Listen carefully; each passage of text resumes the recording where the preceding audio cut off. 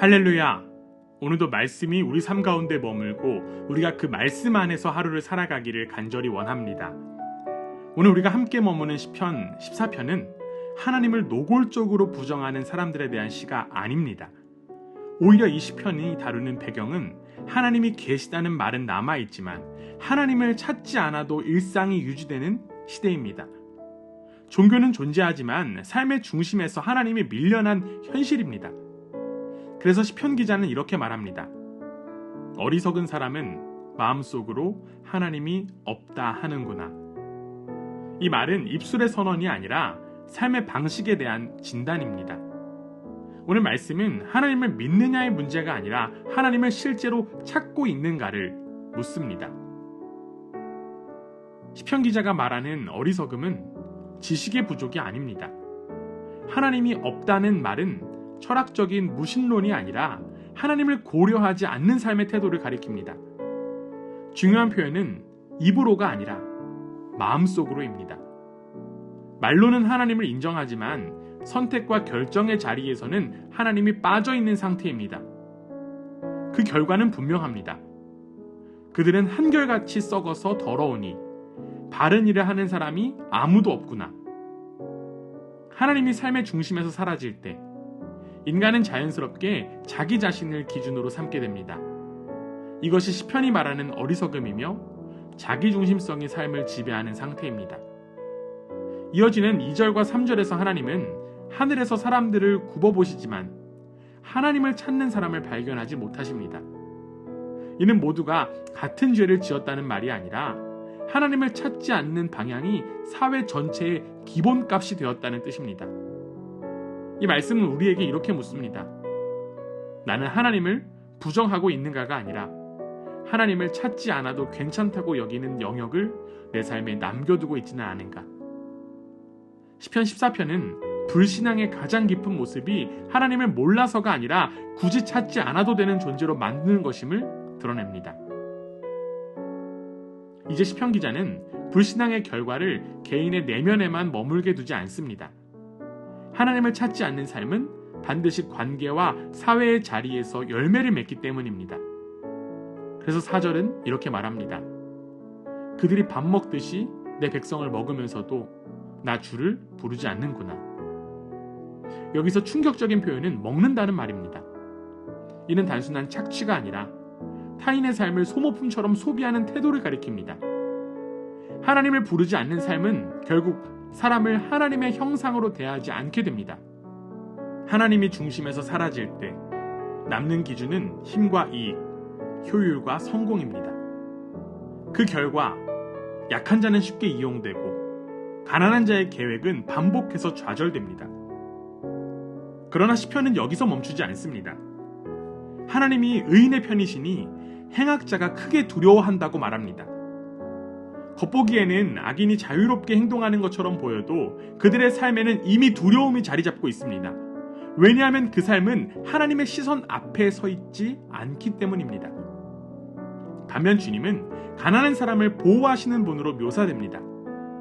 하나님을 찾는 삶은 단지 개인의 경건을 의미하지 않습니다.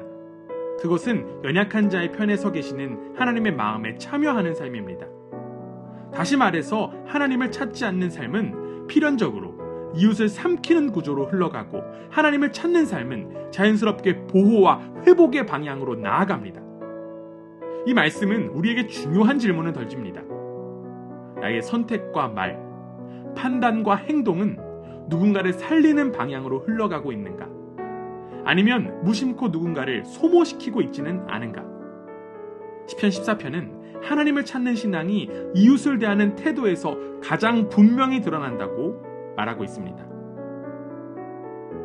시편 14편은 매우 어두운 진단으로 시작했지만 마지막은 뜻밖에도 기도로 끝납니다. 하나님, 시온에서 나오셔서 이스라엘을 구원하여 주십시오. 중요한 점은 이 기도가 모든 문제가 해결된 뒤에 나온 고백이 아니라는 사실입니다. 불의는 여전히 존재하고 어리석은 자들은 여전히 하나님 없이 살아가며 가난한 자들의 계획은 여전히 좌절되고 있습니다. 그럼에도 불구하고 시편 기자는 하나님께 등을 돌리지 않고 회복을 향한 소망의 언어를 선택합니다. 여기서 시온에서 나오셔서 라는 표현은 단순한 장소의 언급이 아닙니다. 이는 하나님께서 다시 통치자로서 개입해달라는 간구이며 지금은 하나님이 침묵하시는 것처럼 보일지라도 역사는 결국 하나님의 구원으로 마무리될 것이라고 하는 믿음의 고백입니다. 그래서 시편 기자는 현재를 넘어 미래를 바라봅니다. 주님께서 당신의 백성을 그들의 땅으로 되돌려 보내실 때에 야곱은 기뻐하고 이스라엘은 즐거워할 것이다. 이 기쁨은 상황 낙관에서 오는 감정이 아니라 하나님을 찾는 자만이 붙들 수 있는 종말론적 소망입니다. 하나님이 계시지 않는 것처럼 보이는 세상 속에서도 하나님은 여전히 역사하고 계시며 결국 회복을 이루시는 분이라는 확신입니다. 시편 14편은 이렇게 말합니다. 하나님을 찾지 않는 삶은 지금 당장 자유로워 보일지라도 공허로 끝나지만 하나님을 찾는 삶은 현실이 어둡더라도 기도로 그리고 소망으로 끝난다고 말입니다.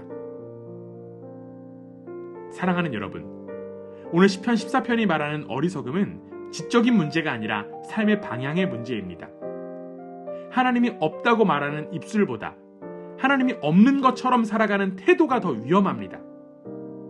오늘 우리는 다시금 선택 앞에 서 있습니다. 세상의 기준과 효율, 힘의 논리 속에서 살아갈 것인가, 아니면 여전히 하나님을 찾으며 그분의 시선 앞에서 살 것인가. 하나님을 찾는다는 것은 모든 답을 이미 가졌다는 뜻이 아닙니다.